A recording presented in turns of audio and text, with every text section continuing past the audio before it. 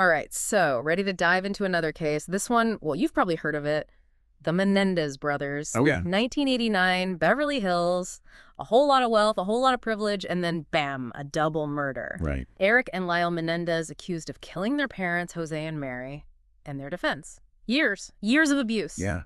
It's more than just the crime itself, though. It's like, how did the Menendez case change America? Yeah. It was everywhere. Headlines, debates, even today, it still gets to people, fascinates them, kind of creeps them out, too. It does. And I feel like most deep dives focus on just the crime, right? Like who Yep. did it.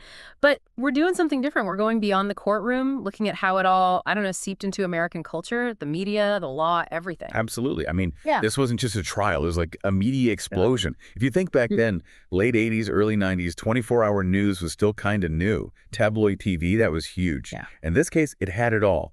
Wealth, violence, family secrets. It was perfect for that time. Oh, for sure. Like watching a real life soap opera, you know.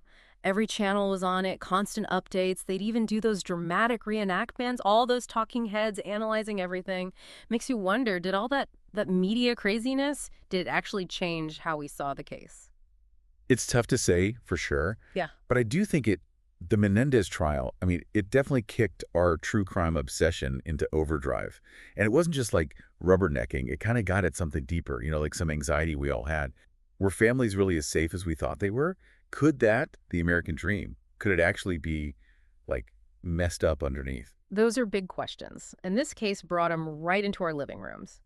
But it wasn't just about being nosy. It made the legal world deal with some really complicated stuff, especially using abuse as a defense. Yeah, this wasn't a simple whodunit anymore. Now you had to figure out, like, the long-term mental effects of abuse, how it could twist how a person sees the world, even if they can make good decisions. Okay, so how did how did the defense team start to explain that? They had this whole team, right? Psychological experts. And they used what they said, their testimony, to tell a story. Not just about the night of the murders, but about the years before. The abuse, they claimed. How it messed Eric and Lyle up. It was a big deal at the time. This wasn't just some lawyer trick, right? It had real consequences. Think about law schools.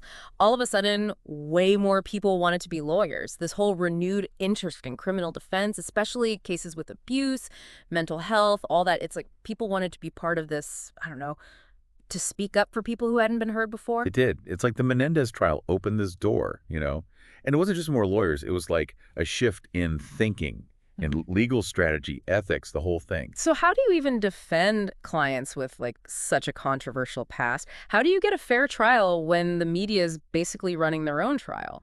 Those are tough questions. They are, yeah. And they're still relevant.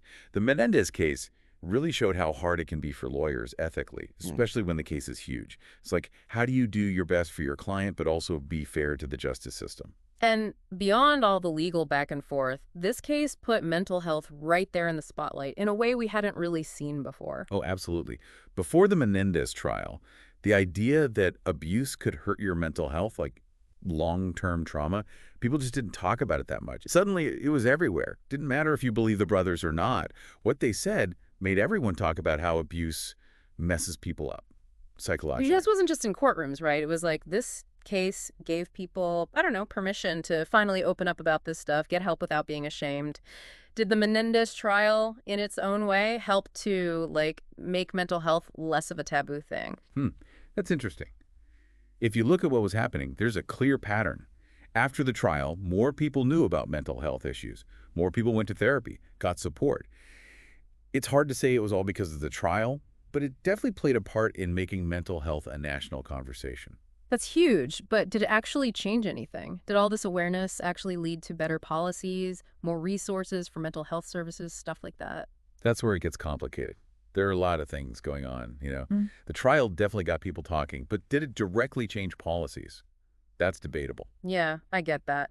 But the case did show how bad a lot of policies were, especially about protecting kids from abuse. People wanted better ways to report abuse, more help for victims, even changes to the laws that protect children. It was a moment of truth for a lot of organizations. Did they really know how to stop these things from happening? Were they doing enough to protect people who were vulnerable? The Menendez case forced everyone to ask those tough questions.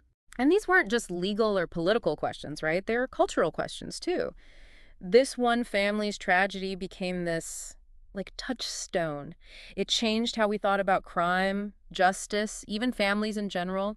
The Menendez case made us question everything. Yeah, and that questioning, it went even further to the justice system itself. It wasn't just the courtroom, right?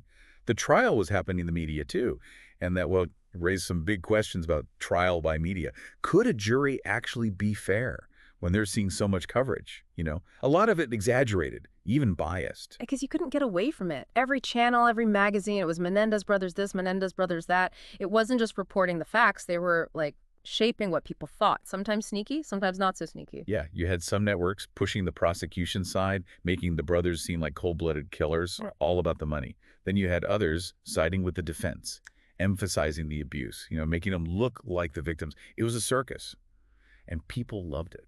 It makes you think, how could anyone involved even focus on the actual evidence, the legal stuff?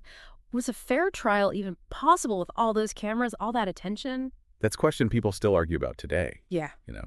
The Menendez case, it really showed us the clash between, like, freedom of the press and the right to a fair trial. And imagine that now, with social media, how much crazier it'd be. Oh my gosh, totally. This case happening today. You'd have instant updates, those viral videos, everyone online giving their opinion, every person suddenly a legal expert judging based on, like, sound bites and stuff. Would it end differently? Who knows? It's kind of scary to think about. And it shows how important this case still is. It's not just history, it's a warning about how powerful the media is, how it can twist what we think is true, what we think is justice. We got to be careful, especially now. For sure. But it wasn't just the legal and ethical stuff. It had this huge cultural impact, too. We can't forget that. It changed how we talked about abuse, how obsessed we got with true crime, even how we saw rich families. Like, it messed with what we thought was normal, what we thought was okay. Because before this, before the Menendez case, you didn't really see these accusations against wealthy families. They're supposed to be, like, above all that. Perfect families, perfect lives. Hmm. But this case, it blew that whole idea up. It showed money and privilege don't equal happiness. They Oh, can't yeah. protect you from pain, from bad things. Sometimes maybe they even make it worse. It was like peeking behind a curtain, and what we saw, well, it wasn't pretty. This dark side of being rich, the secrets, the lies, hiding under all that success, it made you wonder, could it happen to anyone? To your own family? I know I've thought about it. It was a wake-up call for a lot of people. It Yeah. forced us to see, that abuse can happen anywhere, to anyone. Yeah. And it really hit home for people who'd been through it themselves. It's like finally someone was talking about it. Exactly. The Menendez case, yeah, it was sensationalized. But it also gave a voice to the people who'd been silenced. It encouraged others to come forward, to talk about their own abuse, to get help. It made it less taboo to talk about these hard things. And that change, being willing to talk about abuse, it wasn't just personal anymore. It made us look at society, at the systems that maybe, I don't know, allowed abuse to happen, the ways that power, being rich, could protect abusers. That's right. The Menendez case became this symbol of all the excess, the unfairness in America. It made us look at ourselves, some ugly truths about who we are, what we think is important. And we're still doing that today. We see the Menendez case in how we talk about the gap between rich and poor, Really? about social justice, about how power can corrupt. It's amazing to think one case could do all that, start conversations that are still going on. But let's change gears a bit. Talk about how the Menendez case changed how we, like, consume true crime. Yeah, this wasn't just a news story. It was entertainment. Oh, it was primetime TV, better than any made-up show. People couldn't get enough. So many books, documentaries, you name it. And it wasn't just morbid curiosity, right? It was about trying to understand why people do bad things, to make sense of something that didn't make sense. It was like staring into the darkness, asking ourselves, could this happen to me? Could this happen to someone I care about? It was a way to face our fears, to try and find order in a world that felt out of control. And maybe that's why we're still so drawn to it. It shows us something about ourselves, something a little disturbing, Yeah. that we're capable of both good and evil. But let's not forget how it changed being a lawyer, the profession itself. It was a turning point. The Menendez trial made lawyers rethink how they dealt with cases that had abuse and mental health issues. It forced them to think about, like, the psychology, the damage trauma can do, and how all that could make someone do something. So it wasn't just about, like, innocent or guilty anymore. Right. It was about understanding people, how complicated we are, those gray areas where the law and, like, what's going on in someone's head, where they meet. Yeah. And the Menendez trial, it was a prime example of that. Remember how the defense used those psych experts? It was smart. They didn't just give facts, they told a story to make the brothers seem human, to help the jury get why they might have done something so drastic. Like they were saying, hey, this isn't just about who pulled the trigger. It's about years of this alleged abuse, years of fear, desperation. And then this one night, it all boiled over. Exactly. And that approach, whether you like it or not, it changed the game for everyone in the legal world. The bar was raised. Suddenly, prosecutors had to be ready for this kind of defense. They had to think about the psychology, how it would hit the jury emotionally. It's like that trial, it wrote a whole new playbook. And it wasn't just lawyers either. Think about the expert witnesses, psychologists, psychiatrists, social workers, all of them. Suddenly, what they knew, it was crucial for helping juries figure out this whole mess of abuse, mental health, and criminal behavior. Oh, for sure. The Menendez case, it showed how important those voices are, especially in cases where the law, the way it's always been, maybe it doesn't quite get the whole picture of how people act. It's like the trial opened up this whole new specialty in law. So you had more lawyers focusing on these kinds of cases, becoming experts in psychology, trauma, all that.